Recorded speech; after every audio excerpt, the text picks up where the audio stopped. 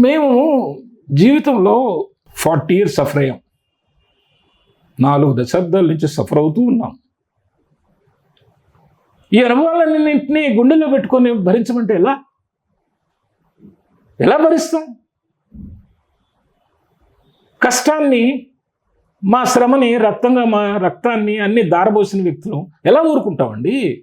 రైతు పక్షాన మాట్లాడతాం, ప్రభుత్వం తప్పు చేస్తే నిలదీస్తాం. పార్టీలో ఉన్నంత మాత్రాన మనం నిలదీయొద్దంటే ఎలా అవుతుంది చెప్పండి? అది సాధ్యమా? ఆత్మవంచన చేసుకోవాలా? ఆత్మ పరిశీలన చేసుకోవాలా? రాజకీయ నాయకులు, పదవులు అనుభవించేవాళ్ళు, పదవుల్లో కూర్చున్నాళ్ళు, కుర్చీలో కూర్చున్నాళ్ళేమో వాళ్ళకి వాక్ స్వాతంత్రం ఉంటుందా? పదవులు వద్దనుకున్న వాళ్ళు, పదవులు లేని వాళ్ళు, పదవులు వచ్చినా తీసుకొని వాళ్ళు, లేకపోతే ఈ రాష్ట్రం గురించి, దేశం గురించి ఇంటిగ్రిటీ ఉన్నవాళ్ళు, సంసార బాధ్యతలు నెరవేరుస్తూ, వ్యక్తిగతంగా వృత్తిపరంగా బాధ్యతలు నెరవేరుస్తూ, సామాజిక స్పృహ ఉన్నవాళ్ళు మేము మాట్లాడితే తప్ప? ఏంటిది? అన్యాయం ఇక్కడే కనపడుతుంది కదా వివక్ష. మీడియా వద్దంటారు మాలాంటి వాళ్ళు మాట్లాడుతుంటే, దానికి ప్రాధాన్యత ఇవ్వరు. What is this?